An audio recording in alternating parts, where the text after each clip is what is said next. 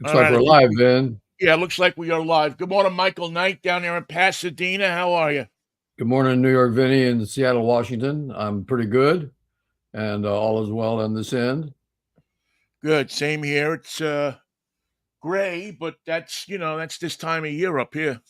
Well, you're sending that gray down here. The sun came up this morning, but now it's fading. We're going to get an atmospheric river for the entire state, which could be the biggest storm of the year for us in terms of rain, wind, and snow. Yeah, it looks like it's going to be well, I mean, we're going to get the same. I guess this is the large river because I guess we're going to get the same river up here. It's going to engulf the West Coast It's the and Moody River. yeah, I mean, I, I don't ever remember hearing the term atmospheric river when I was a kid, when Dr. Frank Field or Tex Antoine used to do the weather. No, they Uh, call them fronts. They were just a big front coming in. oh, is that it? Is that what a front is now? That's what a front was. Now it's an atmospheric river. A Huh? line of showers visiting the tri-corner state, It's the tri-state corner. when the when the cold air on the top won't let the warm air on the top won't let the cold air up. Isn't that it? Or is it the other way around? Heat rises, so the warm air on top won't let the cold air do anything it wants to do. So it just I just know it's a collision of air, and somehow it creates moisture, and I remember the hand signals. It's a warm front followed by temperatures in the 60s to 70s. I I like don't it well, when they start the weather by telling you what the temperature is right now, as if that was of any use to you. yeah, or the old one used to be it's 68 degrees at the airport, and as George Carlin used to say, I don't know anybody that lives at the airport. The hippy dippy weatherman. Al Sleet, the hippy dippy weatherman. Oh man, so you're all good, Commodore. You got everything is okay in your world this morning. I can't complain. I won't complain. I do want to say goodbye to Norman Davis, our mutual friend, disc Yes. jockey, production director, music freak, a man with one of the largest record collections of any sort that I can remember. You'd think that in our years in radio, we would have met somebody with a larger record collection, but I never did. Norman Uh, had the most of the many, and he had 78s, he had 33s, he had 45s. You couldn't get him to throw away a record. How about this no. one, Norman? You don't need this one anymore. No, put that back under M Yep. from the Lifter. He really turned me on to a lot of stuff about music, and you walk into a place, and I was lucky enough to go to school, radio school, not at the Columbia Broadcasting System, but at 98.9 FM, the city, where I learned from you and Norman Davis and, um, Dan you know, Carlisle, Bobby Dale Bobby Dale. and Fred Gallardo. I mean, there was a succession of people that worked there that were at the top of their game. A building full of music freaks. And you learned more in one day from Norman Davis just sitting in the studio and talking to him for 10 minutes. And that was, I always felt very special because Norman, as you know, didn't like a lot of traffic in the studio. He kind of wanted people to chill. I'm doing a show here.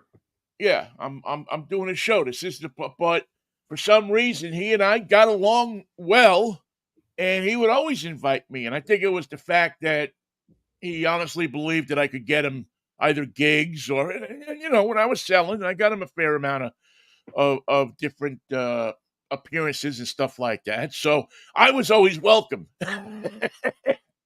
You come in anytime. Norman and I first worked together at KKSN in Portland, Oregon, which was a Americana-based freeform station on the AM dial, the Mighty 91, and it had been the position of the traditional top 40 station, Kissin. So we were Kissin. KISN had been taken by some religious broadcaster. Religious broadcasters take all the good call letters. They took KRLA, they took KFRC, and then they just WMCA. They piss all over it with their pathetic right-wing, hateful Christian screed. So the one thing they didn't take was KYA, and that's where Norman first became a person on my radar. He was Lucky Logan at KYA when it was top 40. And Lucky transformed into Norman Davis when he went to KSAN. He got his own name back. But when we worked together in Portland, he said, you should sing on the air. And he didn't mean sing a song or sing in notes. He meant when you deliver your lines, when you are talking, don't be monotone. Sing, use inflections, get your emotion into it. Do something that's worthwhile. And singing is the way he used to describe it. He also corrected my pronunciation of whale, which is the animal that swims in the ocean, the mammal that swims. It's not whale, it's whale. There's an H in there. Whale. Not too much whoof. Okay. Put a little whoof in with your W and your H, and you'll get a whale. All right. It's not a whale. A whale is what is what you do when you get to the wall. What Stewart is doing at the end of this song. He's wailing. It's what a saxophone player does in his solo. He wails a little bit. But a whale has got an H in it, so pronounce the H, please. I never forgot that. Norman turned me on to just different. He turned me on to how to put a set of music together. That was the one thing I always learned about talking to Norman about what you're trying to get to the listener, and he was a master at doing that. Now, again, today it's all taken out of your hands. I mean, you don't do that anymore. Today it's disregarded entirely and totally. You can just jam any two songs together with a breaker in between, and it works. And in those days, and the ear of the listener has been so destroyed that they can't tell the difference anymore either. Except when they hear a good segue, then they say, "What happened there? What was that?" Yeah. Well, that's what Norman taught me is that segues matter and think ahead. You're not just pulling a record off a shelf and playing it. Think of what your intention is. Think of what you're trying, especially in the station that we were at KKCY, where you could virtually, as long as you played your A's and your B's, that was whatever you wanted to. That was the badge of courage for all the regular jocks. We did not play our A's and our B's either. See, on the weekend, you had to play your A's and B's because Kate was home in bed listening. The great thing about that is if you pull a record off the shelf, as many disc jockeys have done, that starts your set, no matter what it is. So you pulled the Rolling Stones, Street Fighting Man. What's your next record? It has to fit. It has to complement. It has to be a part of it. It can be louder than Street Fighting Man. It can be slower than Street Fighting Man. It can be instrumental. It can be vocal. It can be anything you choose, but it has to fit with the first song that you've chosen. It must fit. That is the challenge to you. If you're a radio professional, that's your job. Make it fit. Right. And find the place where they fit together. I mean, that's the other part of the challenge, right? I learned something about the silent segue from a classical guy who had training. He was one of my teachers at school, Dan Odom. He'd been on the classical station, and they let the previous song die out entirely before they segued to the next one. So if you were going from Beethoven to Bach, Beethoven had to completely decay before you started Bach. Now, you don't do that every day, and you don't do that for every song, but it's a technique that's underutilized. It's the silence between the two, just for a moment, just for a second, just for a pause, just for the import of that silence brings to it. You've had your song, it's over, there's silence, and then the next one begins. I like that. I think I think you're right. Well, nowadays, I mean, It's a tool. yeah, who segue? I mean, when's the last time you heard a segue on a radio station? Well, I hear them every day up here. I'll tell you Yeah, that. yeah, yeah, up here, and as we all do, we drive in the car and we talk up to the post of what we're listening to and all of that kind of stuff. But if you're on just the last place I heard a segue was Little Steven's Underground Garage. Well, that's because he heard segues when he was listening to the radio. Right. And that's probably the best radio you can listen to right now on XM satellite. The Sirius XM is Little Steven's station where he has really good music people doing shows. He's got them Buffalo. They think that because he's a star, people are listening. And he knows that people are listening because he's a star playing the right music. Right, right. You have to have, and he has interesting personality. Michael Desparis is there, and um um uh Andrew Lou Oldham, is he still there? he was. I don't know if he still is. Who's that? 10 Wheel Drive. What? Kenya Ravan. Yes, Kenya Ravan. Thank you. Um, has a show. Was doing a show for a while. I don't know if, but he there's a guy that does a Sunday morning all British show, which is pretty cool. Is that Giacomini from BBC Two? No, I don't think so.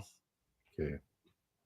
But I mean, they definitely do segues and mix things up and go off on tangents and do all the things that you expected. I mean, you can plainly tell that Stephen grew up listening to WOR and WNEW and early WPLJ before it. He learned well. Yeah, when it was ABC FM, he And learned. He listened. who else would do a show based on the producers? These are the songs done by this producer. Yeah, the only place you would ever hear that is on, um, either an NPR station or a college.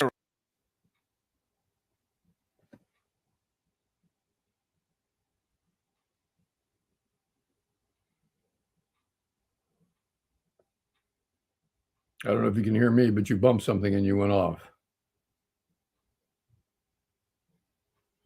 Can't hear you. How's that? Better? There you go. You're on. All right, there we go.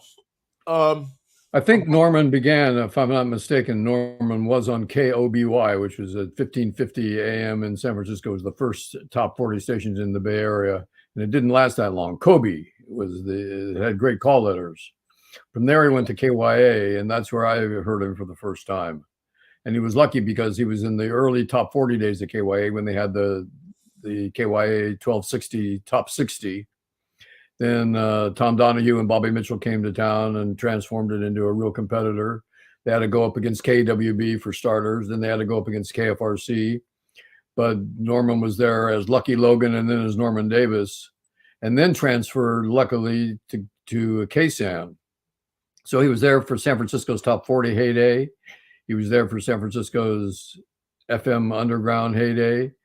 He was on the top AM stations, the top FM stations, and was a part of the musical fabric and the radio fabric and the broadcasting family of the Bay Area for a long time, but at the most influential outposts that you could imagine. I remember Norman putting together when they took the city off the air. When the powers that be decided that they were going to drop the city format. Because the idiot who owned it bought stations that he had to start selling stations to finance. Right. And they did a thing called K-Hit for about 2 weeks. Playing the tapes. Playing, well, they were playing, I mean, there was no jocks, there was just board operators, but I won't forget it because the number one song that was played every 40 minutes was Rick Astley, and Never Gonna Give You Up. Well, for a while we played Norman's old KTM AM tapes of Big Band. Right. Well, that's what I was going to say, but I guess they didn't feel like that was going to be much of anything, and they Norman put together what do they call it? American Standards, Yeah. and it was those tapes or that format. And I'll tell you what, if they weren't going to have the city, I was definitely okay with American Standards because he picked out some great music. He had hours and hours of huge reels of tape. Yeah, he just had all of this stuff that was what you would hear today on the Sinatra format on satellite radio. Norman brought it to life with American Standards and did a spectacular job at it. And I had a lot of respect for Norman and a lot of admiration and a lot of thanks to Norman because he educated me on the music side. He made me a better music jock when I did music. He was one of those people, him and really Dan Carlisle too. It's another guy that, took the time to say, this is how you do this. This is how. They knew their onions. Yeah. You couldn't get that kind of lesson going to the Columbia Broadcasting School or the Ron Bailey School of Broadcasting or whatever kind of broadcasting school that you went to, or even working at the college radio station. You couldn't get that kind of experience. Michael, is today your birthday? Yep. Why don't you say something? I don't talk. I'm just a radio personality. I have no life. Well, happy birthday, Michael. I had no idea it was your birthday today. Well, how did you guess that? I just I looked in your eyes and it said, "Wish me happy birthday." Look deep within my eyes. Well, on that note, I'm going to have some coffee. I just looked right into your eyes. And there it was. Also, I was helped out by this message. Happy birthday, Michael, from your sister. Oh, it's from Diana, my sister. Thank you very much. In faraway Facts, California.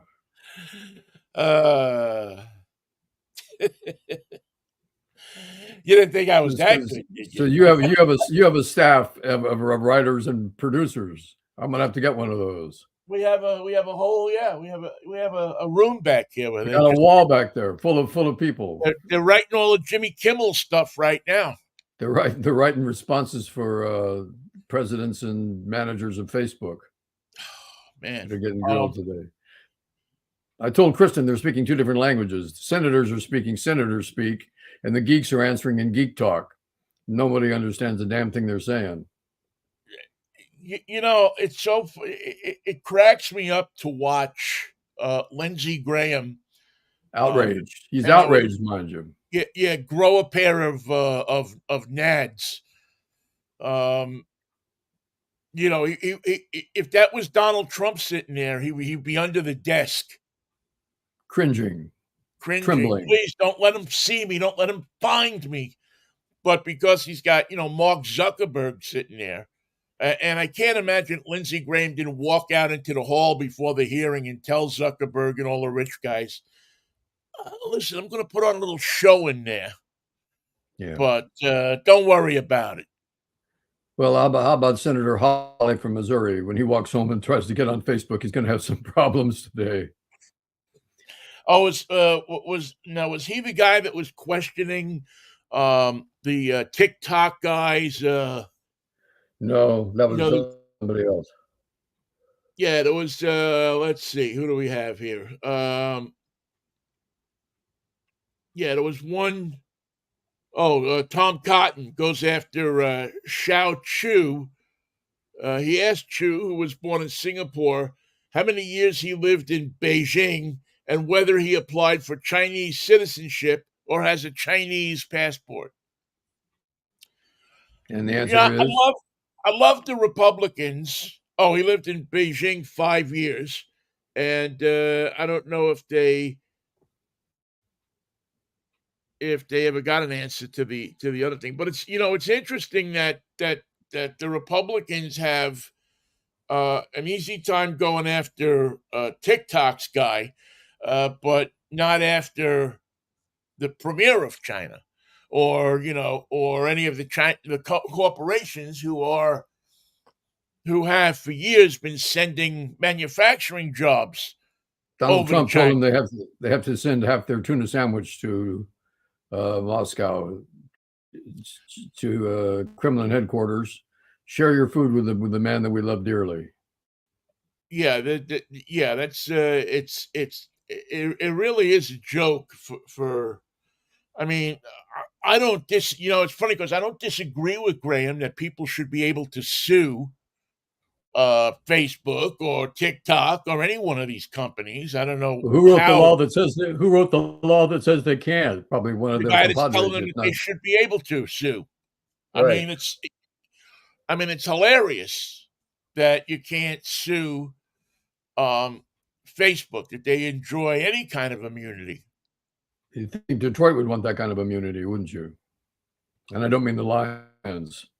Yeah, you'd think that car makers would want that kind of immunity, or anybody that Can't has sue us. What did we do?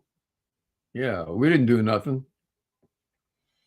but but if you spread enough money around to Well, these now you're guys, talking.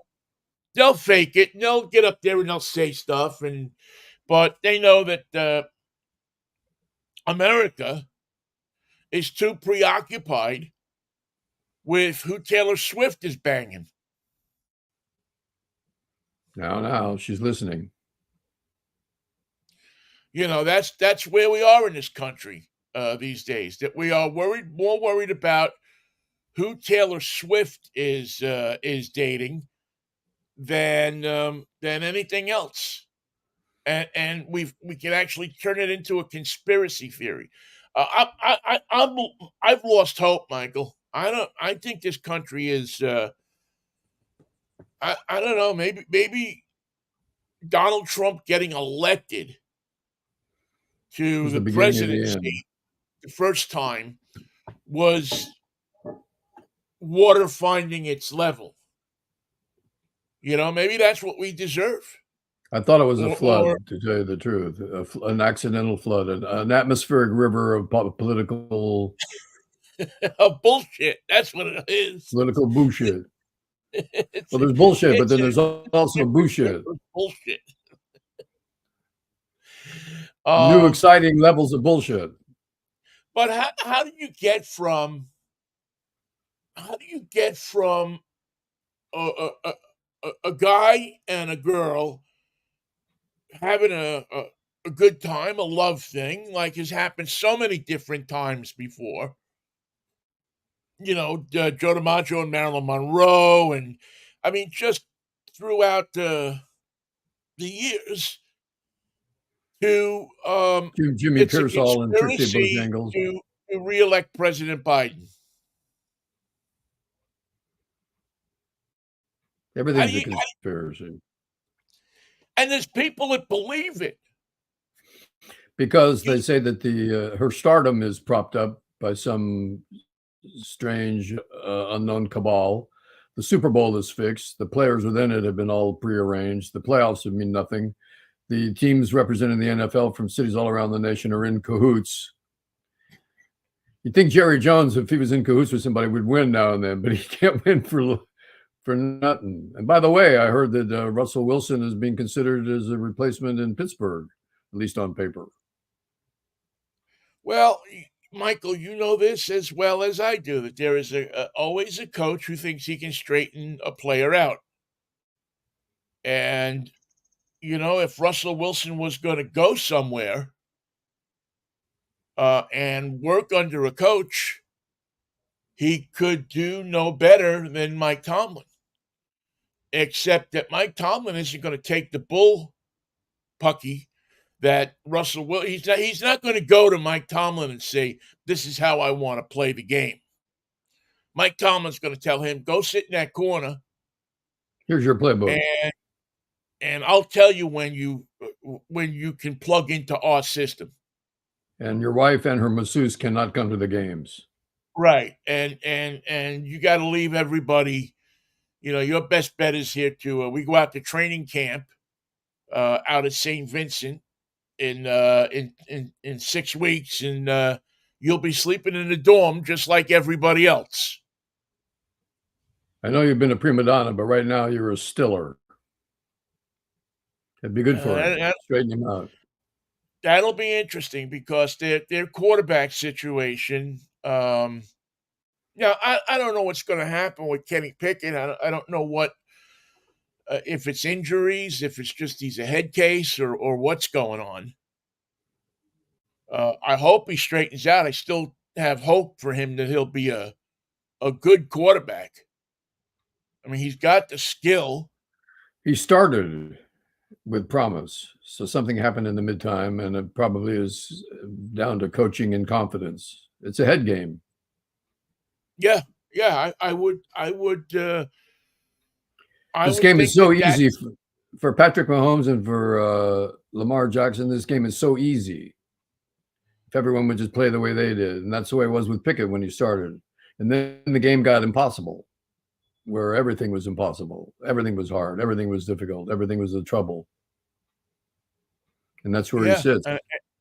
And I don't know exactly what turned that. I know he had a couple of bad games, but the true mark of a good quarterback is when you bounce back from the bad games, isn't it? You got to talk to the defensive backs, and how do you put that last mistake you made, that 15-yard penalty, out of your mind? What penalty? The one you just had. Oh, I forgot about it already. The one that erased I advise you to do the same. Yeah, the one that erased the 20-yard pass that I threaded into, but that's the kind of stuff that when you look at a Mahomes, or you look at a Purdy, or you look at the fine quarterbacks in the league, they shrug it off. They have to. The next play is the most important thing. Yeah, they shrug it off, man. It's like, okay, we'll go get those 5 yards or 10 yards or 15 yards back, and then some. And then they go out they grab the ball and they chuck it. And it's only 3rd and 15. We got a chance here. Yeah, they make it up. They lead their team. Their team doesn't stop believing. Now, I don't know exactly what the situation is in Pittsburgh, why this team stopped believing in Kenny Pickett. But boy, I think the front office has gotten weary of the inability to get to the playoffs. They've had it, and so you can pretend that it's the general manager's problem. You can pretend it's the head coach's problem. But right now, Pittsburgh knows they haven't got the horses to compete with the best teams in the league, and that's what they need. They need some new horses. Well, you need a quarterback. Yep, that's where it starts. I think he's got to be better than Mason Rudolph, or he's got to be what we saw out of Kenny Pickett in the beginning of the season. And Russell Wilson would be lucky to land on his feet in Pittsburgh. He would be so lucky, because where he landed in Denver turned out to be a terrible place for him. It was not supportive. It was not competitive. It was not able to heal itself. It was not a factor.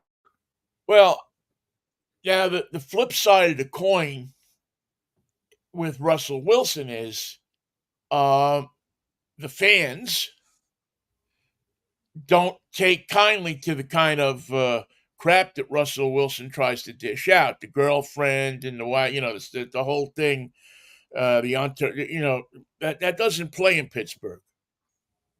Didn't play in Denver either. Shouldn't have played in Seattle, for that matter. Yeah, it shouldn't have played here, but everybody was too busy praising him to see what his faults were. And it would be interesting if that does happen, to see how the the city of Pittsburgh accepts him. Could be like the Uh, renaissance of Jim Plunkett with the Raiders. yeah, he's I you know I don't know that he's a Pittsburgh kind of quarterback in that way, but if you win, Yep. all will be forgiven. Everybody. It's so funny because all these people have said that they would never go. When Ben Roethlisberger had his troubles back in 2010 and 2011, and probably 2012 too, I think. Uh, he had, Off, he off, had off, deep troubles, off the field troubles. off the field troubles, and I can't tell you how many people called up the station and got on the phone and said, if Roethlisberger plays, I'll never go to another NFL game. If Roethlisberger plays for this team, I'll never go to a Steeler game. If Roethlisberger plays for this team, I'll do this, do that, do the other thing. Unless he And wins. unless he wins. And once he In got which back case, there and he started slinging the ball around and winning games and giving up his body, um, well, what did he do? I don't yeah. remember. I never said that. I've been behind this kid I all didn't say that. along. Just like all these Republicans who said, I'm never going to go to an NFL game. I'm never going to watch the NFL again. How would they know then what's going on with Taylor Swift? If you win, people forget. If you Plus, win, people don't care. nobody cares if a senator watches football anyway. In fact, if they show up at a game, they just get booed, as they should. Yeah. Well, Think Marjorie Taylor Greene goes to Atlanta Falcon games? No. oh my God. Oh, that would Think be Lindsey, think Lindsey yeah. Nelson goes to the Carolina games? No. Or Lauren Boebert going to the Denver Broncos games. Yeah, Eh, she's the new she'd be girlfriend for leading Russell the Wilson. team. Where's Lauren? Oh, she's been, She's with the quarterback. she's back. She's back there. She's working the crowd. She's over there. Yes, literally. Somebody told her that Rumpelstiltskin was on. Or what? Well, I like that combination of Russell Wilson with Pittsburgh. It's a no nonsense town. He could have to be a no nonsense quarterback and take everything you've learned and turn yourself into a competitor. Yeah, I'm gonna have to investigate that a little further because it doesn't sound like a move that they would make. But Well, Mike Tomlin's I been guess given the word. You got an extension, but here's what has to happen. We have to go to the playoffs. Step one, get to the playoffs, which is like a half step, Vinny, because the 49ers never, ever used their playoffs as a target. Their reason for existing was to go to the Super Bowl, nothing else. We're training, we're playing, we're winning, we're losing, we're fighting just to get to the Super Bowl, not to the playoffs. No, the playoffs get you to the Super Bowl. The playoffs is not a goal. well, yeah, I could see that. And many, in certain cities, that's the way it works. In Pittsburgh, the goal is not to get to the playoffs. The goal is to get to the Super Bowl every year. That's what the fans expect. Yep. 49er fans, yeah, I think they expect it. I think it was less of a reality for a long time for them. Seahawk fans expect it now because they've tasted it 2 years in a row. And when you go 2 years in a row, you start to think you should go every year. We belong here. We got a slot. Yeah, this is this is our slot, and they took it away from us. So I don't know. I think every team, probably except the Jets, goal is to get to the Super Bowl. For the Jets, it's just Carolina to can. make it to the halfway spot in the season. Let's just play half the season and see how it goes. Yeah, let's just see what happens here. We'll go half the season, and we'll see what happens Then from then we'll talk. if we even want to play the second half. Maybe we'd be better off in somewhere in Division One. We're not a good second half team. You mean second half of the game? No, of the season. We're not a good first half team either, to be honest with you. Of the game? No, of the season. We're not. Is there an opening at Division Two somewhere that we can kind of work our way back up slowly? While we're making fun of Seattle teams, they have a new second baseman, don't they? Yes, yes. They pulled off a trade. Some say that Seattle got robbed. Some say that Seattle did just fine. Well, they in traded this they trade. traded for DeScalfini from the Giants, and then they sent this guy to out of town with this trade that just happened yesterday or For the day before. Minneapolis, yes.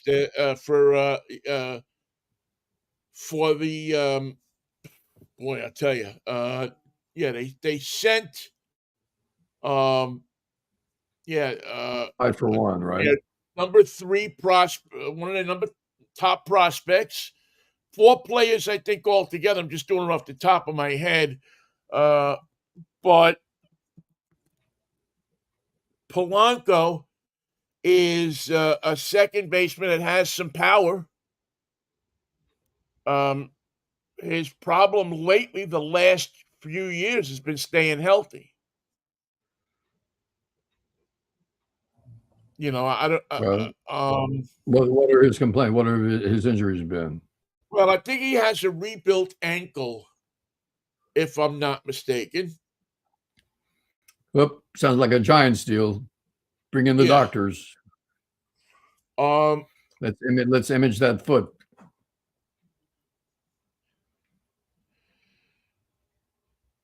Yeah.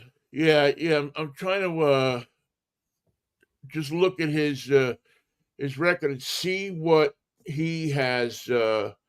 So DeSclafani, Topa, Gabriel Gonzalez, and Darren Brown and Cash. The Mariners are sending $8 million to cover DeSclafani's $12 million salary for this upcoming year. Never threw a pitch for the Seattle team. No, but I don't know. One of the things that the Mariners have is pitching.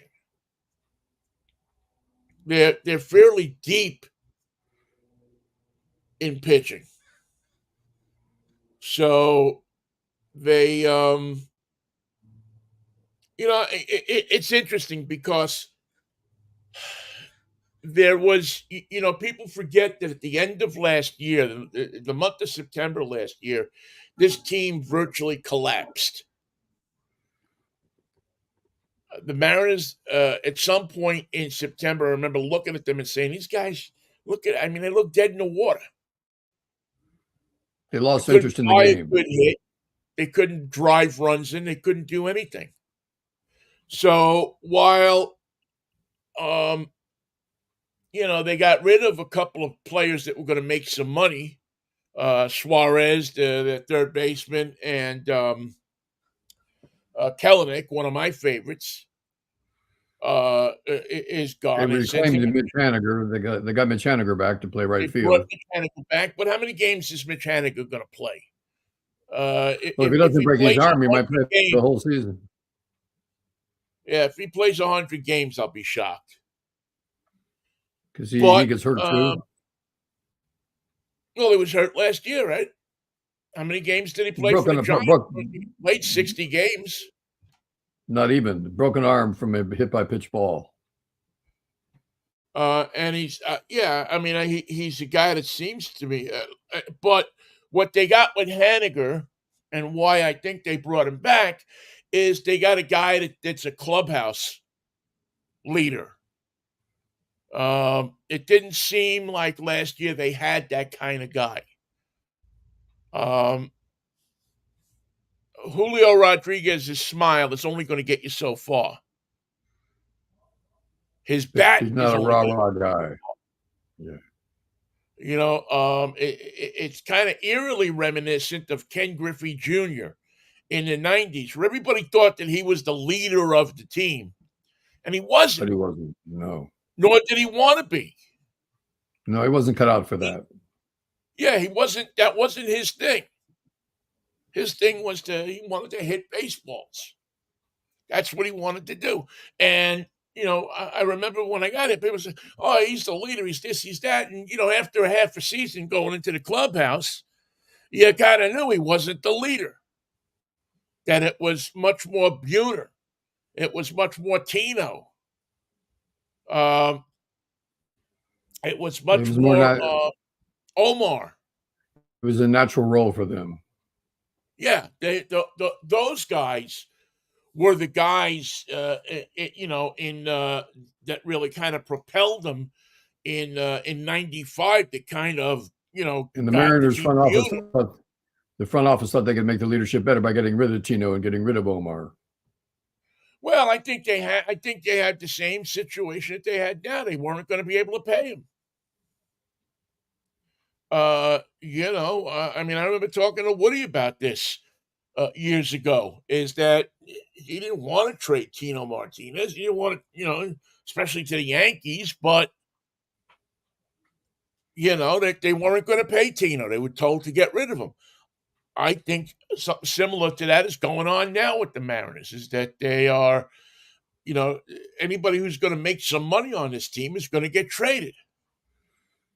I remember when we were in New York with the Mariners and they were beating the Yankees in the playoffs. Tino had been having a really good series of bats. We asked him what his secret was, and he showed us the bat, and it was Edgar Martinez's bat that he'd been using. He didn't tell Edgar let him use it. There's only so many hits in this bat, but you can have 5 of them. You get the next 5, then give the bat back. It was, yeah. That sounds funny to everybody except a baseball player who knows there's only so many hits in every bat. Exactly. It's Polanco had knee and hamstring issues last year. But when he was healthy, 14 home runs over 80 games. So that would translate to, 20 or 30 home runs in a regular, if he plays a full season. It's easier to hit him if your knee feels good. Yeah. So and the Twins have a lot of up the middle talent. And this gives, Polanco, again, if he's healthy, yeah, it's a decent deal. I don't think they got fleeced. I think you got, what people forget is you got to give something up to get something. Nobody's just going to come by and say, here's a major league veteran second baseman. Especially this late into the we're getting pretty late into the dealing season. There's not that many free agents left out there. Well, you know what? Actually, Michael, I think it's been slow this year. I think it's interesting that it doesn't seem. It seems like there's and I'd have to look and see, but it seems to me like there's probably more free agents than usual. How many are still on the market though? It's funny that you're going to see. You're this close to spring training. What are we? 2 weeks until pitchers and catchers report. Yes, and there's still a number of free agents. I mean, the major ones obviously been signed, and the Dodgers have no room to put any. They couldn't sign anybody if they wanted to. But there are still a bunch of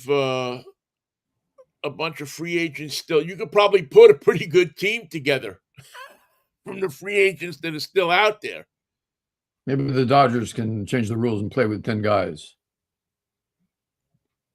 No, it wouldn't help them. So, well, we'll see what happens. You know, they went out last year and got Colton Long, and he made it midway through the year before they released him, and then wound up signing with the Diamondbacks, and was a piece of them getting to the World Series. Colton, you're really not what we're looking for. How would you like to play in the World Series instead? Well, Michael, I have a theory. We've talked about this a million times. The Seattle curse. There's something about certain players when they get to Seattle, they fall off of the table. There's a long list of players who are either signed or traded here and did nothing. And they leave the business. And yeah, I mean, and they're never heard of again. They open up a batting cage in Issaquah. Where's Biff Jiggerman? He's on the bench, I'm told, but I don't even know what he looks like. What does he do? We had pictures of who's here, but we lost that.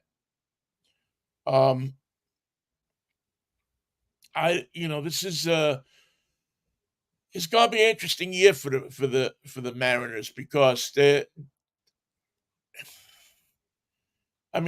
after last year, they're turning into the Pittsburgh Pirates. The Pirates actually have a pretty good team, according to ESPN this year. Yeah, they signed Aroldis Chapman today. That's going to be interesting to see with Chapman and McCutchen in the same clubhouse. Chapman, for years when I was there, used to bean McCutchen all the time. He was his favorite player to go after. So we'll see how that all works out. Careful you don't find hot rub under your towel there, Chapman. Yeah, I would be very careful when I was putting on my jock strap.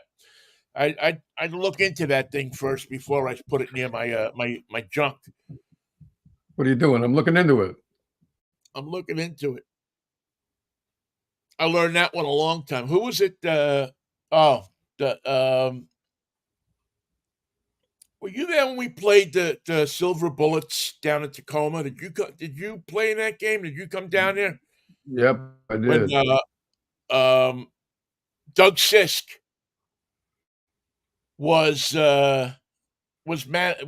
Bobo was managing the team, but Doug Sisk was putting all the stuff together.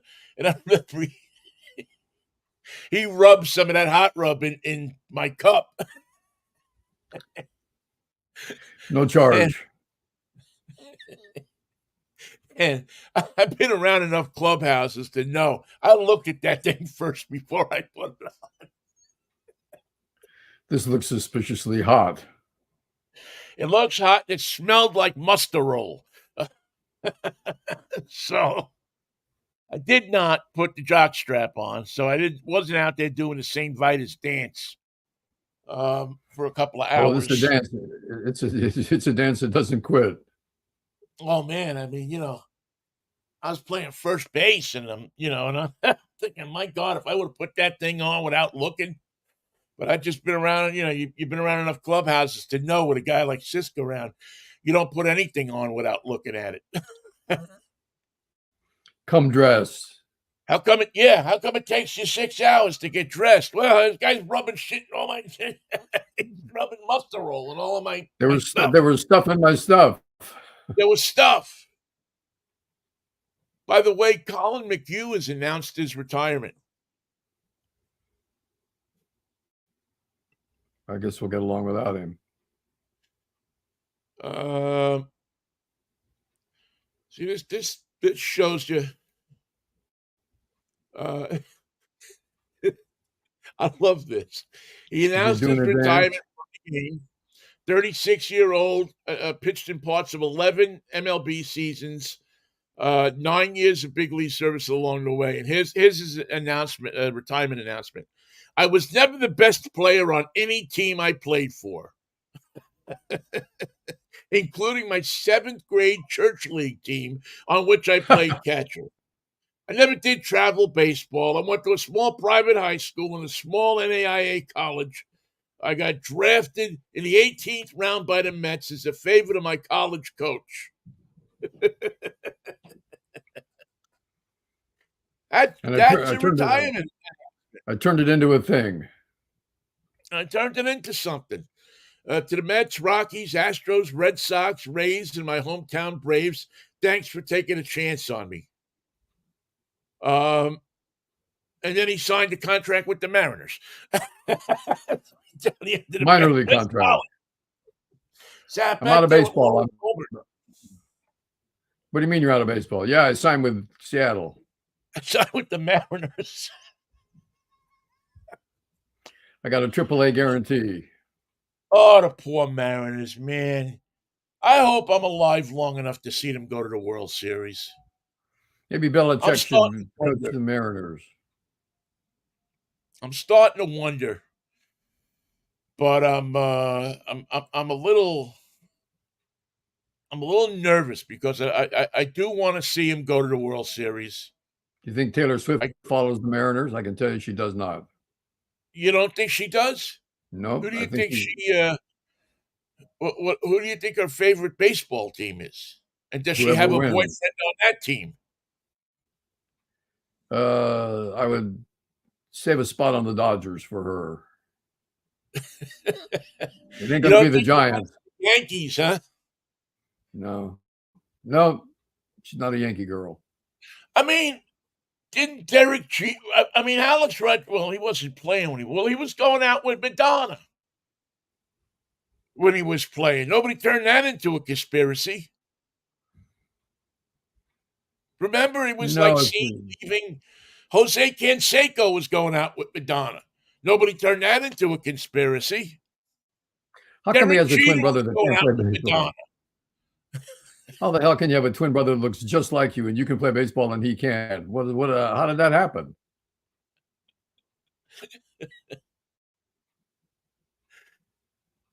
Oh man, we can't tell them apart. They're absolutely identical. Wait, no, not one that's a ground ball. Watch this.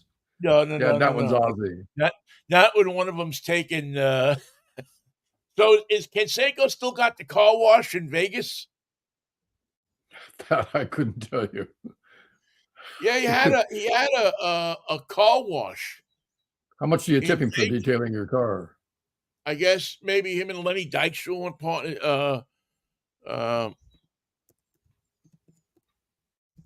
Yeah, he had a car wash somewhere in Vegas. Lenny Dykstra's involved. So the name of the car wash is "Where's My Car?" Well, Lenny had car washes for a while, but I guess he swindled enough people out of money to open up more car washes that he wound up in deep trouble from. Okay, Jose Canseco Showtime Car Wash, 5893 West Tropicana. It's open now, closes at 6 p.m.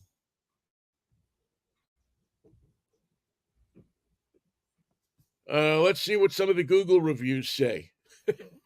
You'll get more business when the A's start playing in Vegas.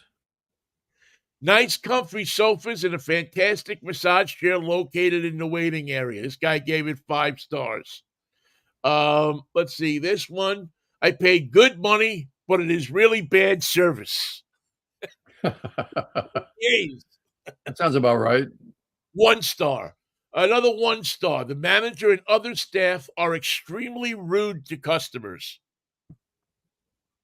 It's a Vegas thing. You gotta go with it.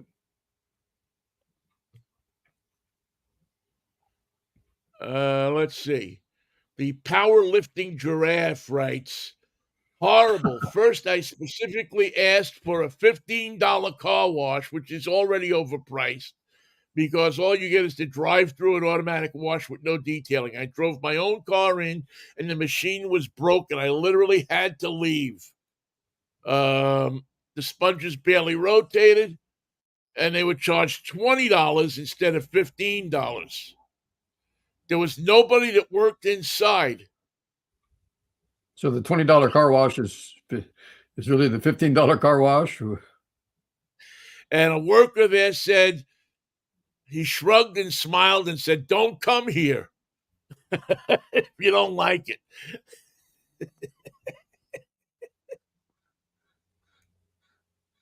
So much for Yelp. Well, this is Google reviews for the Showtime car wash. $40 to wash and vacuum a very small SUV. A very small Canseco SUV. signed a couple of autographs for me. He was there. You think Jose is at the front where you go in, or at the rear where your towel dried? He's a towel dry guy. It's a no-skill position. It looks like it's not. I mean, it's got 3 stars out of 5. And it's got 371 reviews. So I'm going to think to myself that Jose Canseco's Showtime car wash is not the best car wash in Vegas. You're just dealing with National League guys who are jealous. You think that's it? Yeah. Yeah, probably. Let's see. I will be there tomorrow. Jose Canseco, Showtime car wash. I will be there from 1 to 2 p.m. Come check it out.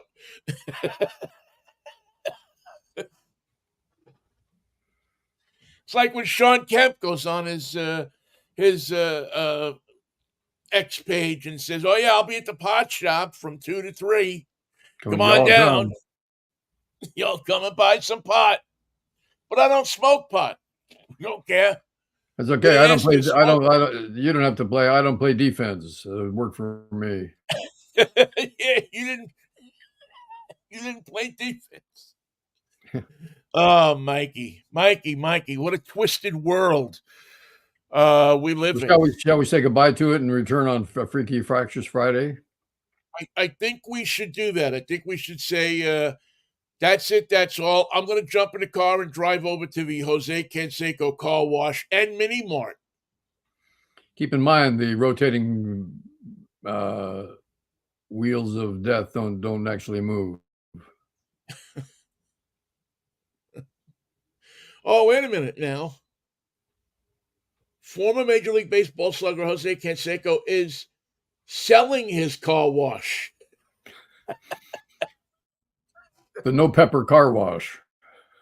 I guess he had enough of that, right? Oh my God. Ask Jose Canseco Showtime car wash. Ask him to tell you stories. He has 1,000,001 of them. Mikey, if we had money, we'd be on a plane doing Friday's show from the Jose Canseco car wash. Because it's right there in the Super Bowl town, Las Vegas. Somebody's going to have to be there doing a show, right? I mean, it sounds like our kind of place. And it's already painted in green and yellow, so it's ready for the A's. Here they come. You think they'll oh, you know what? There was something that before we go, there's something I wanted to bring up to you, and I almost forgot about it. I'm glad you reminded me. And the A's actually reminded me. You know that the last vest uniform is now gone from Major League Baseball? Pirates don't do it anymore? The Pirates haven't done it in a while. The Rockies had the last sleeveless uniform, and they have announced that they will not have that uniform this year. I guess you can't make money selling uniform shirts with no sleeves. I think that's sad. You know, if I were the A's, I would go back to that purple and gold they used to have in in Kansas City. Remember that? Yeah, they had different hats for the coaches when they came to Oakland. They had sleeveless, they Yeah, had they had white, the they had sleeveless green, they had yellow. uniforms. And in Kansas City, they were purple and gold. And I mean, if they're going to Laker go to color. Vegas, they should change the color. Well, maybe they will. I don't give a damn. All right. Michael, happy birthday, pal. Thank you very much, Vinny. It's not that I don't care about baseball. It's just that I'm sick of the A's travails and trying to be a major league team without having major league players or a major league front office or a major league attitude. In Seattle, read it and weep. Well, they have enough baseball teams that play that way. Yeah, no other sport would allow that to happen. All right, I will. I'll see you on Friday if the Lord's willing. The creek don't rise. Peace, love, and Manischewitz, Pally. I'm telling you, it's a fabulous wine. See you, man. Happy birthday, Michael. Take care. Thank you. All right. Thank you all for listening, too. We'll catch up with you on Friday.